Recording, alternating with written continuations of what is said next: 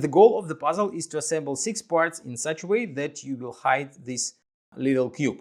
Each piece is unique. As you can see, there are cutouts and sticking out pieces, and they go together really well once you find the correct combination, and you will end up with a beautiful structure where you can place this little cube.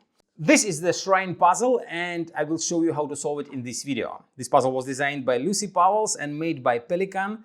Difficulty level of this puzzle is 8 out of 10 on a Puzzle Masters difficulty scale that runs from 5 to 10. If you like the shrine puzzle and you want to buy it, or you want to try other great puzzles from Pelikan, go to puzzlemaster.ca.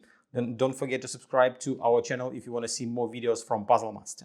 Also, first you start with assembling one half of the puzzle, since it will be like 3 parts and 3 parts assembled together, and then you put them in one structure. So this goes in here.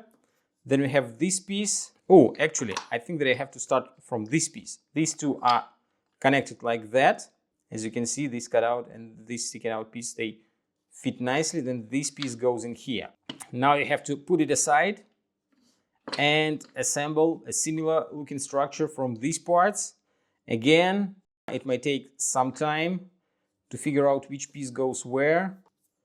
And this one probably goes in here. So now you grab the left part and the right part, and you put them together like that.